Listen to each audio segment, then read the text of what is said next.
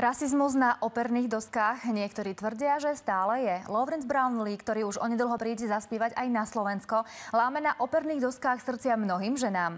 Kvôli nám sa dokonca pokúsil zdolať tvrdý oriešok, slovenskú ľudovú pesničku. A to bez akejkoľvek prípravy. Pozrite sa.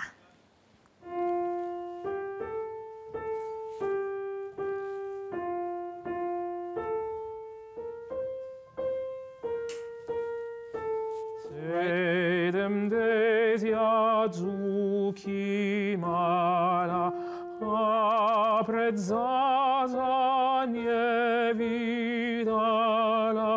a ja nenavím jednu, pjavita žuma ja v jednu. Wow, it's so bad. Yeah. Vždy som chcel, aby ľudia videli, že je vo mne niečo výnimočné. Učil som sa, trénoval a počúval som mojich učiteľov. Keď som potom predstúpil na skúšku pred publikum, vedel som jediné, som pripravený. Lawrence Brownlee je podľa mnohých jedinečný objav a dokonalý tenor. Keď začínal, chcel len jedno, byť najlepší. Po mojom prvom vystúpení som si povedal, toto nie je posledný krát. Dal som zo seba najviac a všetky okolnosti mi boli naklonené. Hlas ho predurčoval na úlohy milencov, mnohí však tvrdili, že sa mu to nikdy nepodarí. Ľudia v opere by si vraj nemohli farbu jeho pleti spojiť s romantickou hlavnou úlohou.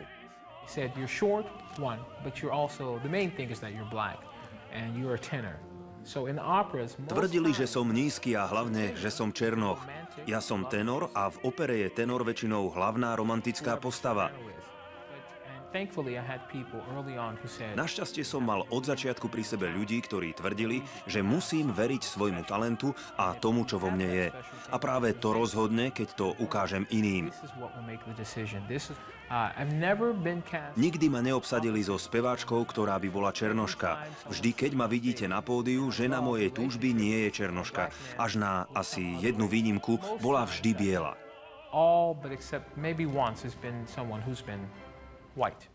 História nepozná mnohých operných umelcov tmavej pleti a Lawrenceovi fanúšikovia ho prirovnávajú k americkému prezidentovi. Presadil sa napriek tomu, že mu mnohí neprijali.